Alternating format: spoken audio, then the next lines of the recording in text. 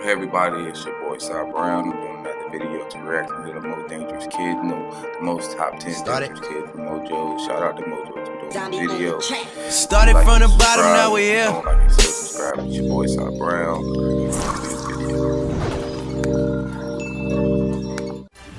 To be confined in prison without the benefit of parole. Like when I heard of the most top 10 dangerous kids, I was wondering where the fuck are they kids? Normally, we love young people, but these kids are beyond salvation. Welcome to WatchMojo.com, and today we're counting down our picks for the top 10 most evil kids in history. This awful, raging, eating. Them niggas do like some crazy ass inside. people. I could feel it consuming. Always want my to insides. For this list, we'll be focusing on young people who took up a life of crime and subsequently crossed one moral line or another. Our focus is primarily on people 18 and younger. Yes, surprising as it may be, there are more than a few cases of adolescents and teenagers going down a dark path. So you won't find the Menendez brothers here, since they were 21 and 18 years old at the time of their parents' murders. Number 10. Willie Bosket. For some people, there just doesn't appear to be any option except crime. That's what Harlem native Willie Bosket seemed to think. He believed that, like his father, he himself would end up being a murderer.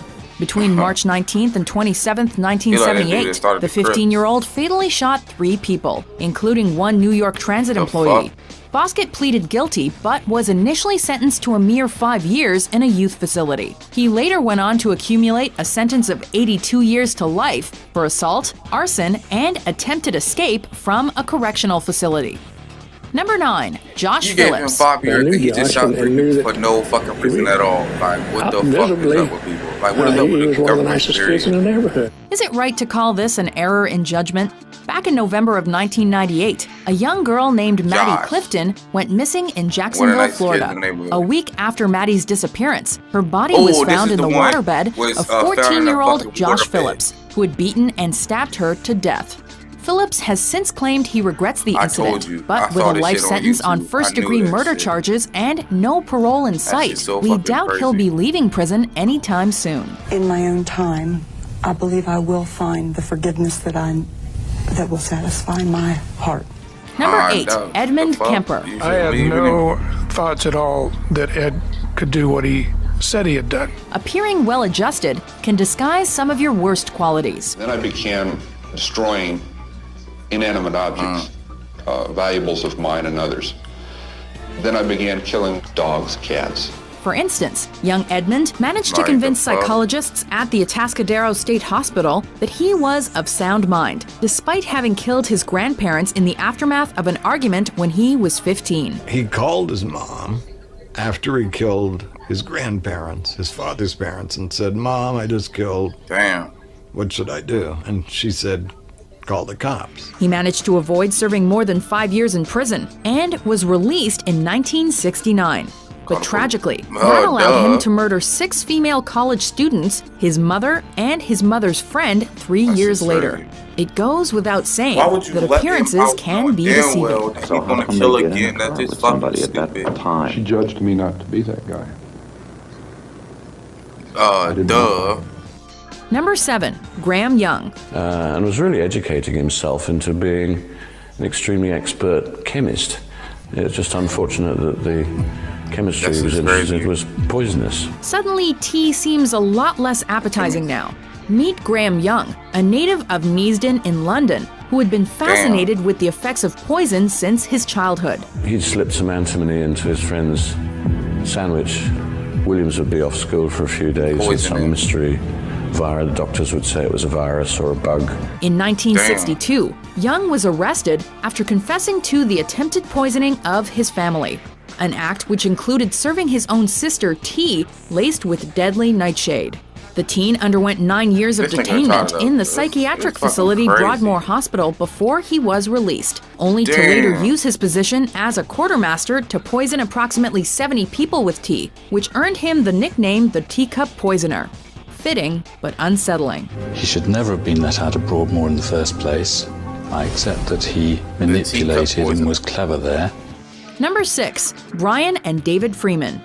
Siblings stick together, even in the face of a criminal investigation. Yeah, he probably was. Brothers Brian and David, the eldest children of the Freeman family, were also fervent neo-Nazis who resented their strict upbringing as Jehovah's Witnesses. The duo's resulting violent relationship with their family came to a head in February of 1995, when both brothers were apprehended for the murder of their parents and younger brother Eric. It kind of all came out in that one second. So I think about it. What the fuck? Like, I don't Brian, get fucking David, people. and their associate/cousin Ben Birdwell conspired to plead guilty and avoid the death sentence. They got their wish, but landed lifetime sentences in the process. I never thought about the consequences of anything I did at that age. I was impulsive. I didn't care about the future. Number 5, Brenda Spencer. I bet you did.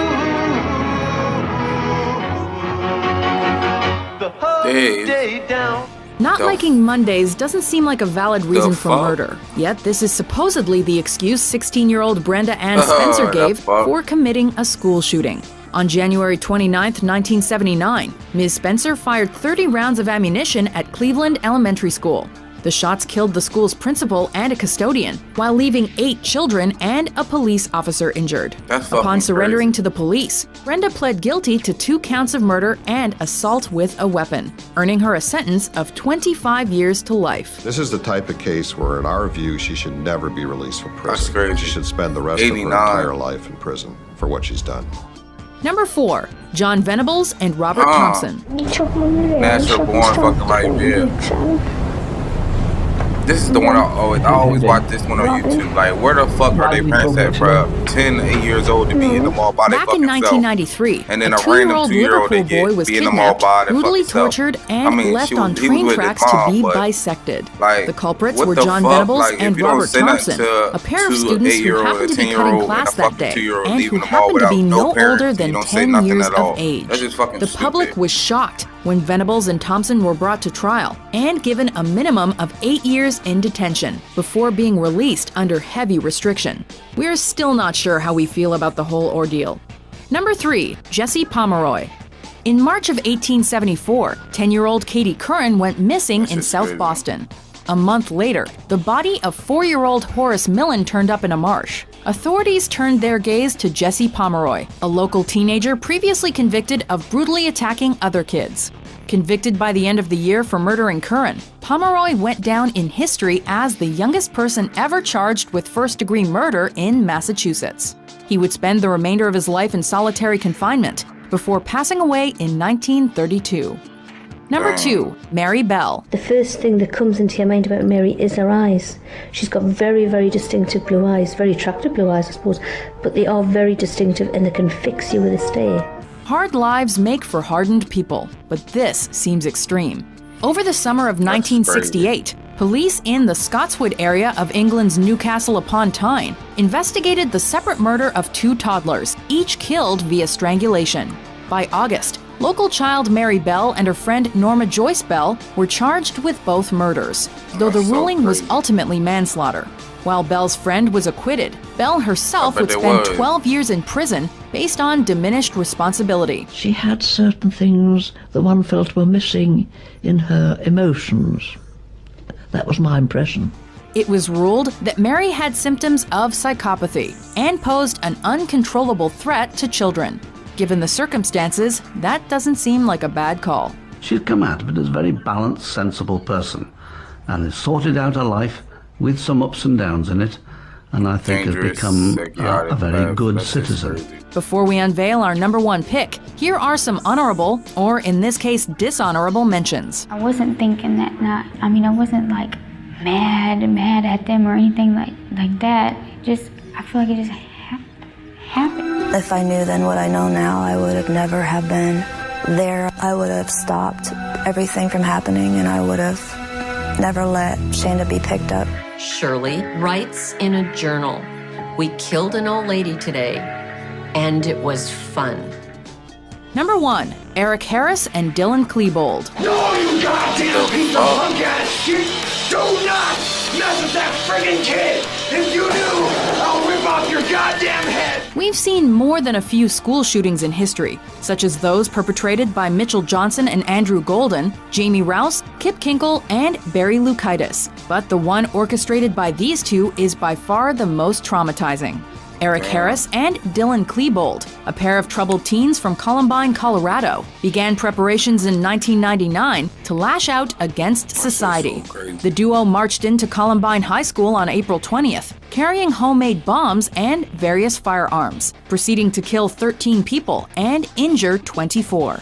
To top it off, Harris and Klebold simultaneously committed suicide as police entered the school, ensuring that the pair could not be brought to justice. These two kids did not come out of their mother's womb hating. What happened from the time they were born to the time that they carried out this? Do you agree with our list? What sinister kids gave you goosebumps? For more emotionally charged top 10s published every day, be sure to subscribe to WatchMojo.com. I think the girl with the glasses, the fucking Cleveland, fucking Alan Richards, believe it or not, the most craziest one. Or them, the first two niggas, fucking crazy. Like, this shit's crazy at all. Thanks for watching. Shout out to Mojo. Subscribe. It's your boy Cy Brown. Do another video tomorrow, probably later. All right, peace.